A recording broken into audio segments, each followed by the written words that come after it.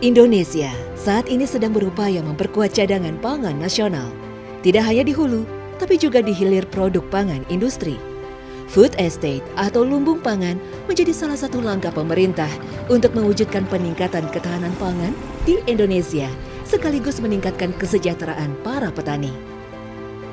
Food estate itu merupakan pola budidaya yang multi komoditas. Jadi para petani itu tidak hanya menanam padi, tapi bisa menanam komoditas-komoditas lain seperti komoditas hortikultura ya.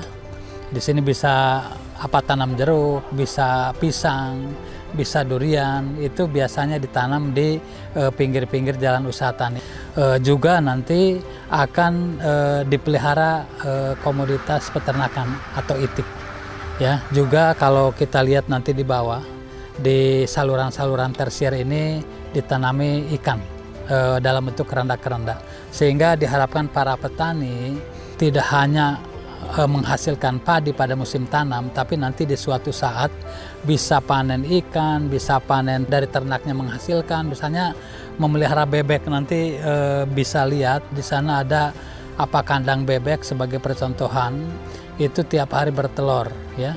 Kemudian juga nanti kalau jeruknya berbuah, kemudian juga dari kelapanya berbuah. Jadi banyak pendapatan sehingga diharapkan para petani tersebut bisa lebih sejahtera karena pendapatannya itu dari berbagai komoditas gitu ya.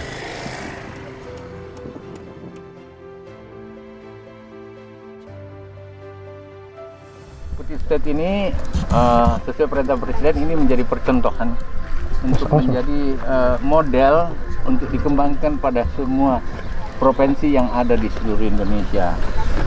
Food estate ini salah satu yang Bapak Presiden memang ingin lihat bahwa budidaya pertanian kita harus tidak seperti kemarin lagi, dilakukan secara kooperasi pertanian. Korporasi itu membawa kelompok tani dan gabungan kelompok tani. Ada yang kelompok tani per 100 hektar, gabungan kelompok tani per 1000 hektar, dan kemudian ada korporasi yang lebih besar lagi yang 10.000 hektar. Salah satu proyek food estate yang dikembangkan pemerintah berada di Provinsi Kalimantan Tengah. Di lokasi ini, 30.000 hektar lahan akan selesai digarap pada tahun 2020 dari total target 164.000 hektar lahan yang akan dikerjakan secara bertahap dalam jangka panjang. Desa Belanti Siam, Kecamatan Pandih Batu, Kabupaten Pulang Pisau adalah salah satu lokasi yang terpilih sebagai proyek percontohan food estate.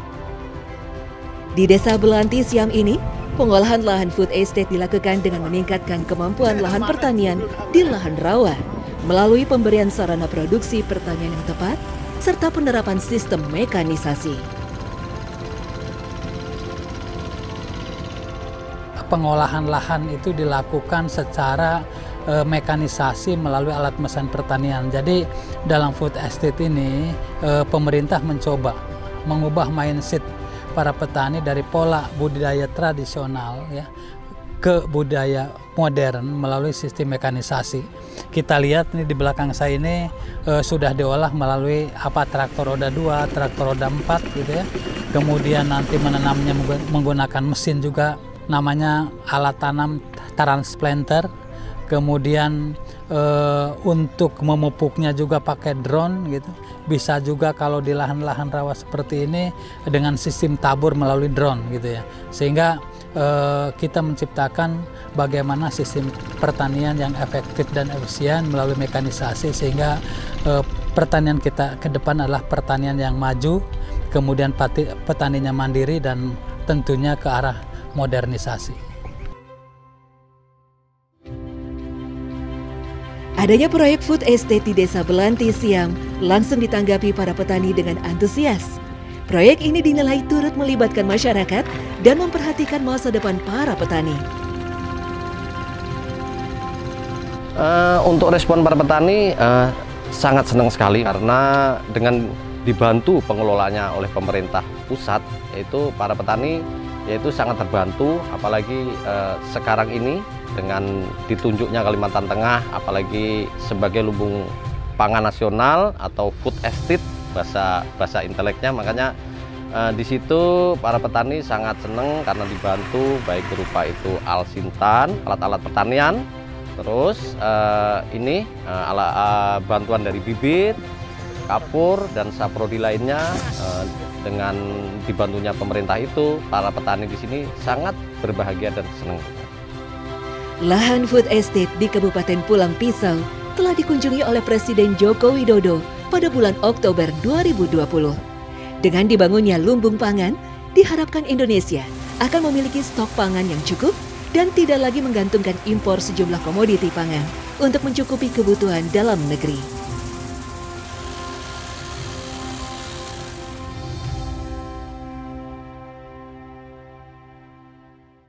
Nah, Bapak Presiden bahkan sedikit menekankan bahwa rakyat jangan jual gabah lagi, harus jual beras. Kira-kira begitu maksudnya. Semua harus hilirisasi, industrinya harus dirancang dengan baik.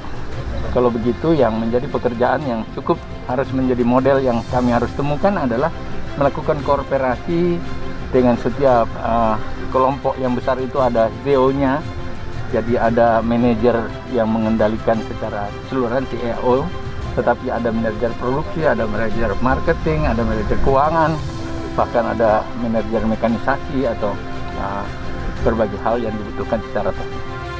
Selain rencana induk atau master plan proyek lumbung pangan, berbagai sarana dan prasarana pendukung pun telah disiapkan secara matang, seperti penyediaan sarana prasarana, saluran irigasi, dan hingga analisa dampak lingkungan. Seperti di sini di rawa ini rata-rata produktivitasnya itu 3-4 ton. Nah, bagaimana kita bisa meningkatkan sampai di atas 6 ton? Nah, tentunya dengan bantuan sarana produksi. Di sana ada dolomit. Dolomit itu per hektar 1 ton. Untuk apa? Untuk menetralisir pH-nya, ya.